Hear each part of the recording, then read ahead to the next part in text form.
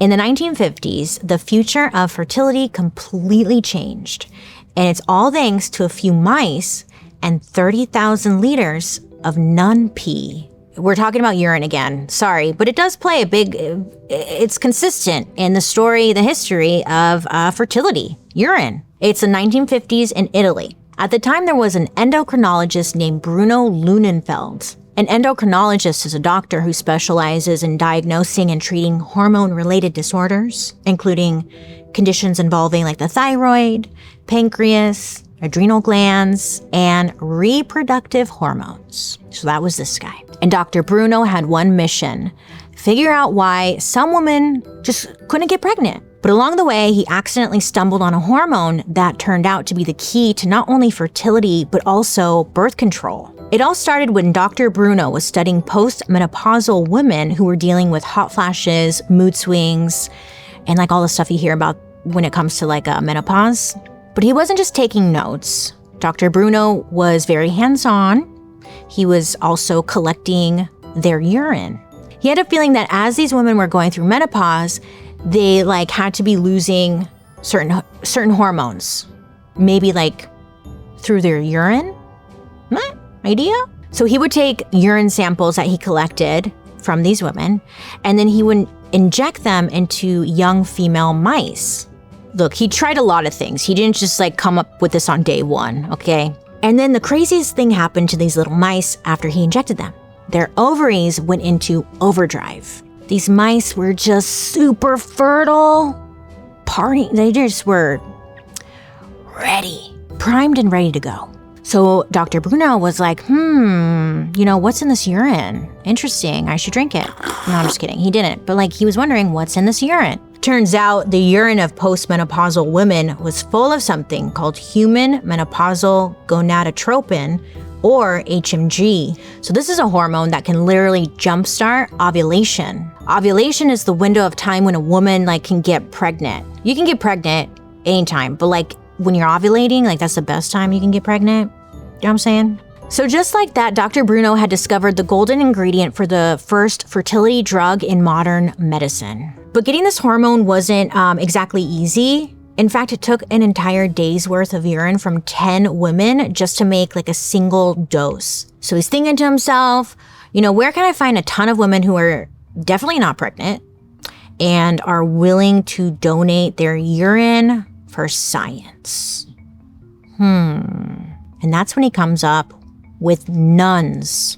So Dr. Bruno and his team decided to work with postmenopausal Catholic nuns because their celibate lifestyle guaranteed there would be zero risk of contaminated urine. I mean, pure, steady hormone machines were these women.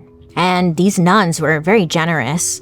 In the first year working with Dr. Bruno, over 100 nuns donated their urine, which came out to a whopping 30,000 liters of urine. So he used all of that holy pee to create 9,000 vials of this new fertility drug called Pergonal. And the impact was huge. Pergonal helped lead to the very first in vitro fertilization, or IVF pregnancy, in the United States. And it's been used in countless fertility treatments worldwide ever since. But at the same time, this wasn't just about babies. Dr. Bruno and his team were working right after World War II had ended, and people were mourning for the millions of lives that were lost, and part of rebuilding meant repopulating. Little mouse experiment that Dr. Bruno had started was actually coming at like kind of the perfect time. Even the Pope gave his blessing. The Vatican was officially down for the nun urine fertility program. So the next time you hear someone talking about hormone therapy or IVF, think about all the nun urine that went into that. It's pretty wild, huh? Miracle baby, all from nun urine. So we've got nuns donating 30,000 liters of urine in the 50s to help develop Pergonal. And this turns out to be the breakthrough fertility drug. I mean, even the Pope is blessing all of this. Pergonal basically kickstarted modern fertility treatments, including the treatments used in IVF. Cut to the 70s, just 20 years later, Even though we have this like miracle breakthrough in medicine, there's still technically no exact cure for infertility. At this time, infertility was still like super stigmatized. If you couldn't have kids, people just kind of whispered about it behind your back, like, oh, she can't get pregnant, you know, and there weren't a lot of options, just kind of like thoughts and prayers. But then a gynecologist named Dr. Patrick Steptoe and a scientist from Cambridge named Dr. Robert Edwards, they teamed up to find a new solution to infertility. So these two men were on a mission to help, you know, people get pregnant using like a totally untested and very like controversial method. They were all about fertilizing an egg outside the human body. So Dr. Patrick and Dr. Robert, they met their very first patient, a woman named Leslie Brown. So Leslie was having issues conceiving and had been trying for 9 years. And at this point, she and her husband John were just about like ready to try anything. So they agreed to become part of Dr. Patrick and Dr. Robert's controversial experiment. But here's what they did. Step 1, collect Leslie's egg. Step 2, mix it with John's sperm in a petri dish. Step 3, let it fertilize outside her body. And then step 4, they implanted the tiny embryo back into her uterus. Now back then in the 70s, this was like alien science. Before this, people believed everything fertility related had to happen internally.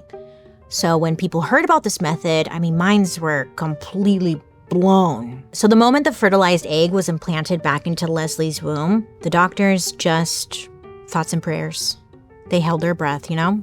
The fate of this one embryo could make their 10 years of research and 80 unsuccessful procedures finally count for something. Leslie goes home and she just carries on life as usual, but she knew something monumental was happening inside her. Then she got the news, like her hormone levels were rising.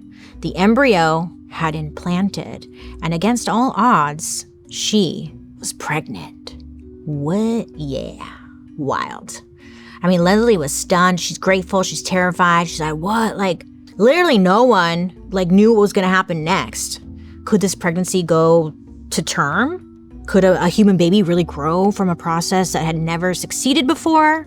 In the beginning, the entire operation was kept hush-hush. Like only a handful of people even knew Leslie had undergone this procedure. So the media was not in the loop during the early months of the pregnancy. So Dr. Patrick and Dr. Robert were very protective, not only of Leslie, but like the experiment itself, because if anything went wrong, they didn't want it in the public eye, you know? But as the pregnancy progressed, that's when word started to spread. By the time her due date approached, the press had caught wind of the story and went crazy. Reporters and photographers were camping outside the hospital. I mean, the secret was out and the world was watching. They were watching not just Leslie, but the birth of a new era in human reproduction. On July 25th, 1978, 6-pound Louise Brown was born in Oldham, England, and she was the world's first IVF baby. Now, headlines, they were calling her the test tube baby, which technically isn't even accurate because she was conceived in a petri dish. You know, like there was no test tube, whatever, but you know, they're getting a little crazy. I mean, people freaked out. They were thinking this was somehow a sign of the end of the world. Yeah, it went a little extreme. There were like wild rumors that IVF babies wouldn't have souls, or they would come out with horns, or that like Louise would grow up sterile, insane, or that she would literally glow in the dark. It's like, can't you just be positive and try and like be positive here? Jeez. And the Catholic Church, they seem to be like the most upset out of everyone. All of a sudden they were like, wait a minute, what are you doing with that Nun Pee? IVF? No. They believe that was playing God. I mean, they were fine with letting nuns pee in buckets, you know, for like hormone injections, but not with IVF. According to the church, this was because IVF separated procreation from the quote-unquote sacred act of sex. On top of that, it was believed that IVF was destroying unused embryos, which to the church was the same thing as murder. When you're going through the process of IVF, sometimes multiple embryos are created, but only like 1 or 2 are used.